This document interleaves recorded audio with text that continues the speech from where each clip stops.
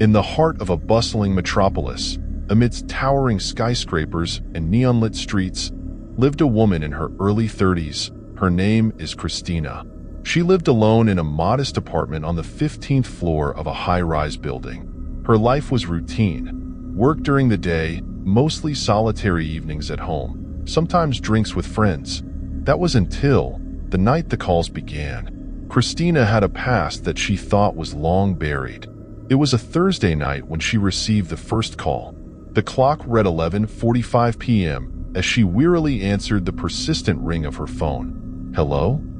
Cristina's voice was groggy with sleep, her mind still fogged by broken dreams. Silence greeted her for a moment before a low, gravelly voice broke through the darkness on the other end. Cristina, it said, each syllable dripping with menace. Cristina's heart quickened its pace. Who is this? She demanded, her voice trembling. Don't you remember what you did, Cristina? The caller taunted. You should. We have unfinished business. With a sharp intake of breath, Cristina felt a chill run down her spine as her whole world stopped. What do you want? She whispered, her voice barely above a whisper. I want you to remember, the caller replied cryptically before hanging up, leaving her alone with her thoughts and a growing sense of dread deep in a rapidly hardening knot in the pit of her stomach. The following night, her bedside clock read 11:48 p.m. The phone rang once more. Cristina hesitated before answering. Tonight she noticed there was no caller ID. Her hand trembled as she brought the receiver to her ear. Cristina. The caller's voice was icy, sending shivers down her spine. You didn't think I'd forget about you, did you? Fear clawed at Cristina's chest as she struggled to find her voice. Please, who are you?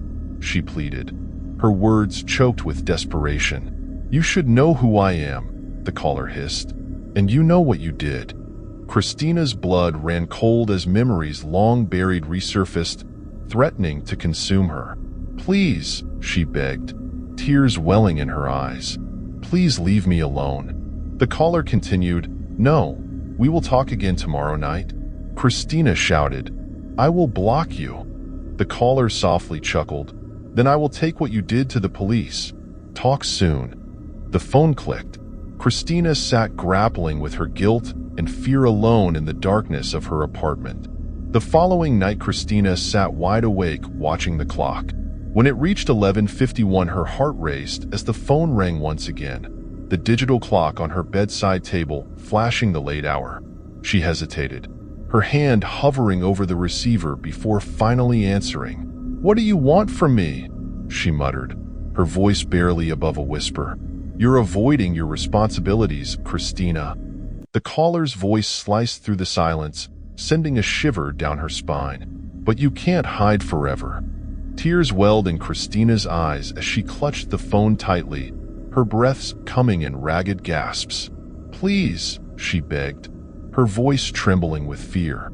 I'll do anything, just leave me alone. But the caller remained unmoved, their tone icy and unforgiving. There's no escaping what you've done, Cristina, they taunted before abruptly hanging up, leaving her alone with her guilt and dread.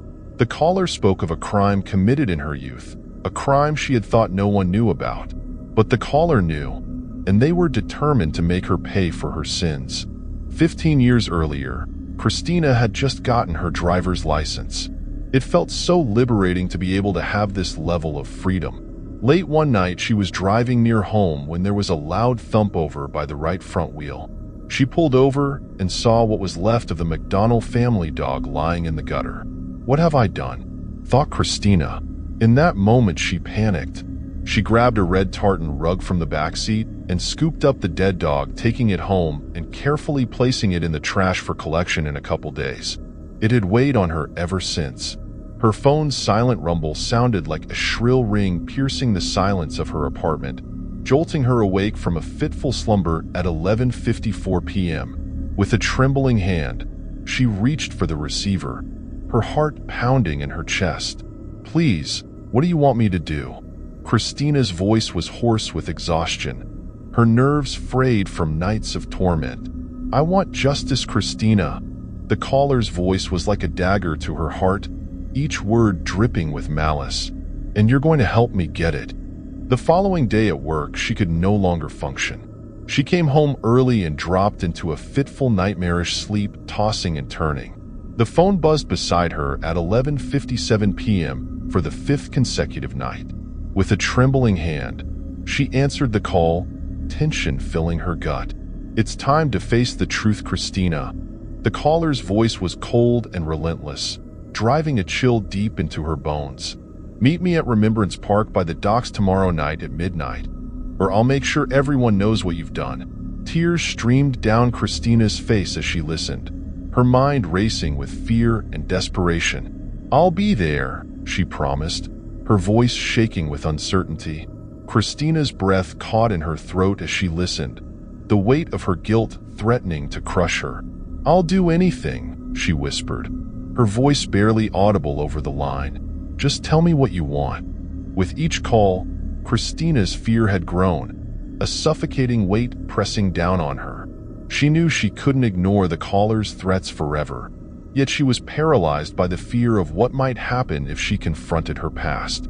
Terrified but desperate for answers, Cristina found herself drawn to the desolate park by the docks as the clock struck midnight. The air was thick with tension as she waited, her heart pounding in her chest. And then, out of the darkness, a figure emerged. Tall and shadowy, he stepped into the dim light of the street lamp, their features obscured by the shadows. "Cristina." The caller's voice was cold and unforgiving. "You thought you could escape your past, but you were wrong." Cristina trembled as she faced her accuser, the weight of her guilt bearing down on her like a heavy burden. "Please, who are you?" she whispered, her voice barely audible over the sound of her own ragged breathing. "I'm sorry." But he showed no mercy, his eyes glinting with malice. "Sorry isn't good enough," he spat. "You destroyed lives, Cristina. You killed my dog. I was there. I saw the whole thing. And now, it's time to pay the price." With a sudden movement, he lunged forward, hands closing around Cristina's throat. She gasped for air, clawing at his hands in a desperate bid for survival. But it was futile. As Cristina's vision began to fade, she saw a red tartan rug lying on the ground, and in that moment realized that there was no escaping her actions. In the end, she was nothing more than a pawn in the game of her own making, a victim of her own past.